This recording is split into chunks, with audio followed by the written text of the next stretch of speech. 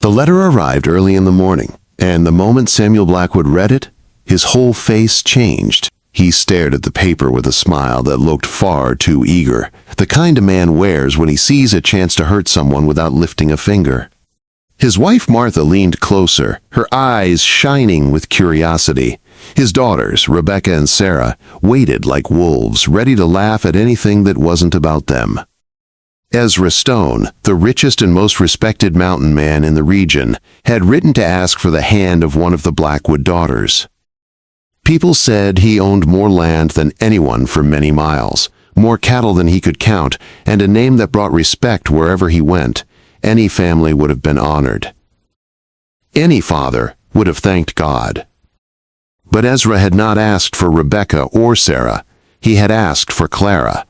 The room went silent for one breath, then exploded in cruel laughter. Rebecca bent over, holding her stomach. Sarah clapped her hands like someone watching a comedy show. Martha bit her lip to keep from laughing too loudly. Clara, they said, the plain daughter, the serious one, the girl who had strong hands from work, who spoke up when something was wrong, who did not fit in the polished world her sisters lived in. She was nothing like them, and the family made sure she never forgot it. But Clara wasn't near them. She was in the back room, gently caring for her sick grandmother, wiping her forehead and adjusting her blankets like she did every day. She heard the laughter, but she didn't know yet that she was the reason for it. Inside the sitting room, the plan formed quickly. This is perfect. Samuel said, Ezra Stone thinks he chose himself a quiet bride. Let him see what he really gets. He has no idea who Clara is. Martha added, he'll be stuck with her before he even understands. And she'll be far enough away, Rebecca said smugly, that we won't have to deal with her anymore. They thought sending Clara away was the sweetest joke they could ever play, but they didn't know Clara had heard everything. She stood just outside the room, laundry still in her hands, her heart pounding so loud she thought they might hear it. She listened to every cruel word, every laugh, every plan to get rid of her, every lie they were preparing to send to Ezra Stone. His problem, not ours. Burden, mistake, defect. Words she had heard her whole life, but this time they cut deeper. Something inside her cracked. For years she had tried to be a good daughter. For years she had worked the hardest chores, stayed quiet when treated unfairly, cared for her grandmother, and tried to help others in town when she could. But her family never saw any of it. They only saw what they wanted to see. Clara wiped her face, steadied her breath, and stepped away from the wall. Her hands trembled, but her heart felt strangely clear. If this was how her family wanted to let her go, then she would leave, but not as the broken girl they thought she was. She would leave with her head held high. She would leave as herself. That night at dinner, Samuel cleared his throat and spoke as if he were sharing wonderful news. Clara, you have received a marriage proposal. Her sisters watched her with smirks plastered on their faces. Clara looked up calmly, and you accepted it. Of course, Martha said sweetly. It is a great opportunity for you. A blessing, Rebecca added. A miracle, really. Sarah whispered under her breath. Clara nodded once. When do I leave? Monday. Samuel said, your future husband wishes to meet you then. Only 5 days. 5 days until her entire life changed. She finished her meal silently, not arguing, not crying. Her mind was already working, already preparing. Maybe this was the moment she needed. Maybe leaving this house was not punishment, but freedom. And maybe, far away from these walls, someone would finally see her for who she really was. In another valley, Ezra Stone paced his porch, looking out at the wide fields he had built with his own hands. For 10 long years he had worked from sunrise to sunset, shaping wild land into a thriving homestead. He had everything a man could want: land, reputation, strength, but no one to share it with. And every time he thought about marriage, one memory always returned. The memory of a young woman standing in a marketplace, defending an old man who had been wrongly accused. The way she stood firm, fearless, ready to face anyone who tried to harm the weak. The way she gave away her own money without hesitation. He had never forgotten her. Clara Blackwood. That day, 5 years ago, something had settled in his heart like a seed. Something he could never ignore. So he wrote the letter. Not to ask for a beautiful bride. Not to ask for someone trained to smile and stay silent, but to ask for the woman who had shown courage when no one else had. The woman who acted from the heart even when it cost her something.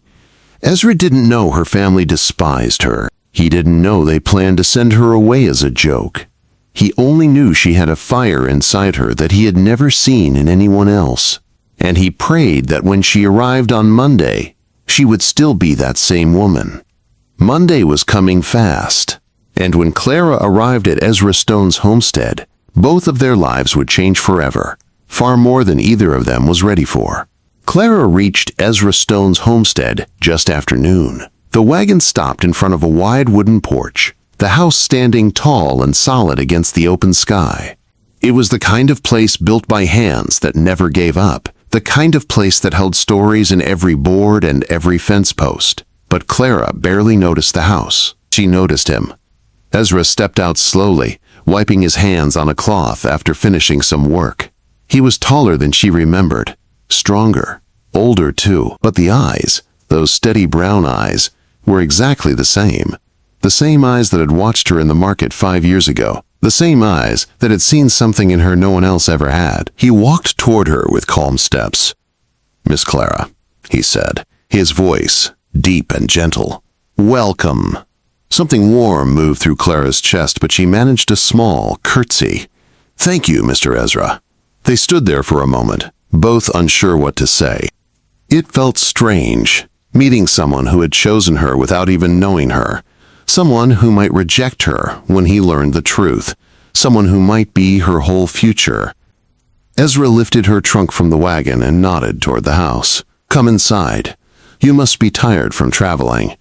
Inside, Clara felt her nerves tighten. The home was simple, but full of quiet warmth. A fire burned in the hearth. Books filled the shelves. The windows let in soft light. Nothing like her family's cold and perfect sitting room. Ezra handed her a cup of warm coffee and sat across from her, leaving space so she wouldn't feel crowded. For a moment, neither spoke. Clara set her cup down and took a steady breath. "Mr. Ezra, may I ask you something?" "Of course. Why did you ask for me specifically?" "You could have chosen either of my sisters."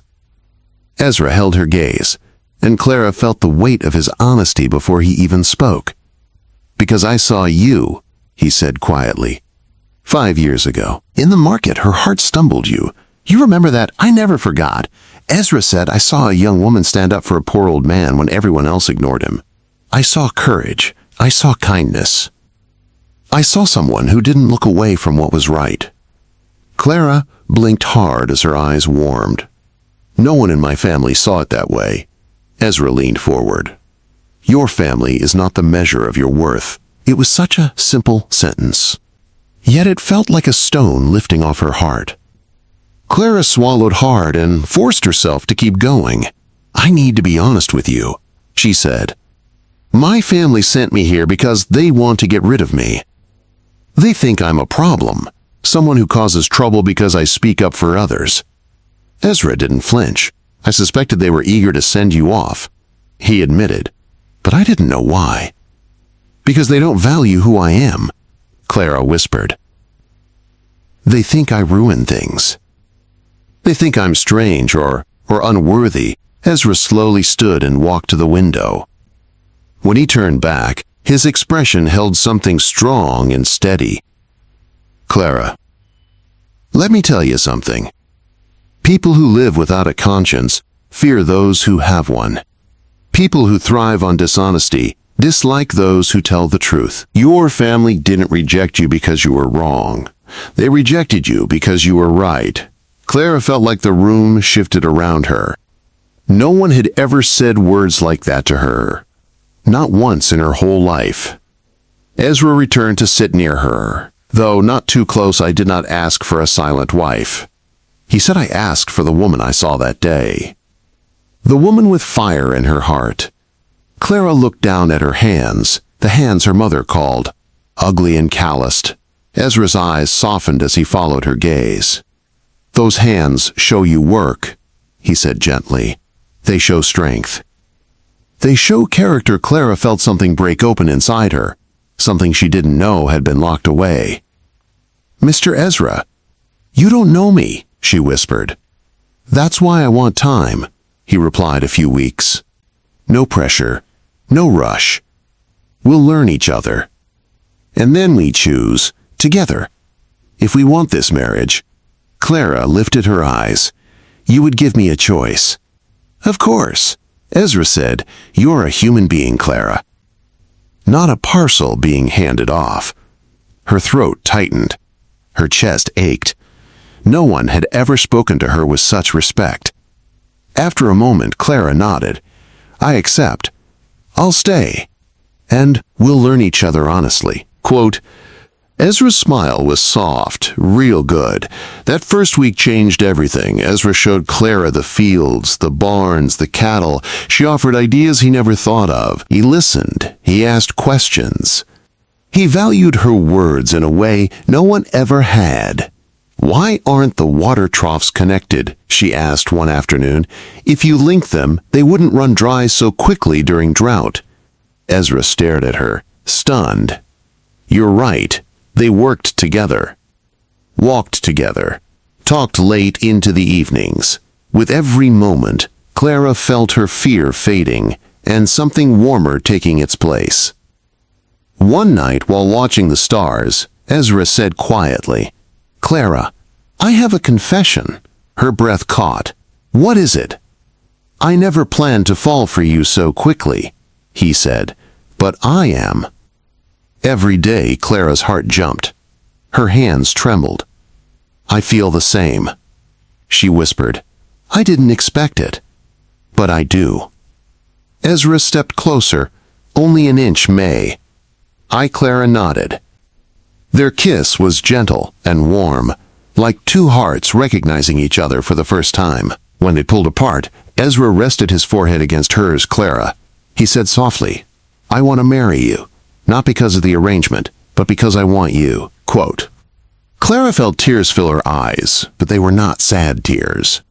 They were the tears of someone finally seen. "Yes," she whispered, "I choose you too." What Clara didn't know was that her family was about to learn the truth, and the shock waiting for them would shake their entire world. Clara and Ezra were married on a warm Saturday morning in the small church of Pine Valley. The sky was clear, the bells rang softly, and everyone who truly cared about them filled the wooden pews. Workers from the homestead came with their families. Friends from neighboring ranches hugged Clara like she had always belonged with them. Even people she had once helped in town arrived with small handmade gifts. Her family didn't come. They sent only a cold letter with a short congratulations, and Clara dropped it straight into the fire. She felt nothing. Not anger, not sadness. Just freedom. Ezra stood at the front of the church wearing his best coat, his hands shaking slightly. When Clara entered in her simple blue dress, his breath left him. Her hair was braided, her cheeks warm with color, and her eyes shined with something he had waited years to see. Peace. As she walked toward him, Ezra whispered under his breath, "Thank God her family didn't keep her." They exchanged vows that held no lies. Ezra promised to honor her voice, her heart, and her fire. Clara promised to stand by him as his equal, his companion, his truth-teller. Their kiss sealed more than a marriage. It sealed a life built from respect, not control. The celebration went long into the night. Music filled the air. Children ran through the fields. Clara laughed freely, her face glowing in a way she never had before. Ezra kept his hand on her back, unable to stop looking at her, as if making sure she was real. But peace never lasts long before someone tries to disturb it. 3 months later, a familiar carriage appeared on their road. Samuel Blackwood stepped out, looking smaller than Clara remembered. His shoulders sagged. His eyes darted around, taking in the large barns, the new irrigation systems, the healthy cattle, the schoolhouse Clara had helped design for workers. children. Ezra came to stand beside Clara instantly, his hand resting protectively at the small of her back. "Clara," Samuel said, removing his hat, "I need to speak with you." She didn't move. "Say what you came to say." Samuel swallowed hard. "Our family is facing trouble. The magistrate was arrested. Investigations are happening. We may lose everything." Clara stayed silent. Samuel continued, "I hoped maybe you could speak to your husband. Ask him to help us financially, temporarily. Until things settle." Clara stared at him for a long moment, stunned not by the request, but by the fact he believed she owed him anything. "You sent me away as a joke," she said quietly. "You wanted me gone. You wanted Ezra to suffer because of me." Samuel looked away. "We misjudged. But you're still our daughter." "No," Clara said. "A daughter is loved, supported, appreciated. I was none of those things to you." Ezra stepped forward then, his voice steady as stone. "Mr. Blackwood, my wife speaks the truth. You didn't send her here out of love. You sent her here because you underestimated her. And me." Samuel's jaw tightened. "Are you really going to let her talk to her father like this?" Ezra looked him straight in the eyes. "I married her because she speaks the truth. If you can't stand to hear it, that's not her fault." Samuel tried one last time. "Clara, please." Clara's voice softened but held steel. "I warned you about corruption. You ignored me. I tried to stop the harm. You stopped me. Now the consequences have come, and you want me to save you." Samuel opened his mouth, but no words came. Clara continued, "If I help you now, you'll go right back to the same schemes. I won't support that." Tears of anger filled Samuel's eyes. "You'll regret this." "No," Clara said calmly. "I regret ever believing I needed your approval." Samuel climbed into his carriage, slamming the door. The wheels kicked up dust as he drove away, shrinking into the distance. Ezra wrapped his arm around Clara. "You didn't owe him anything." Clara leaned against him, letting out a breath she had held for years. "Ezra, did I do the right thing?" Ezra kissed her forehead. "You were true to yourself. You were true to yourself. That's always right."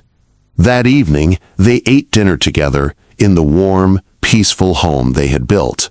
Clara watched Ezra laugh, watched the firelight dance across the walls, and felt something she had never felt in her childhood house.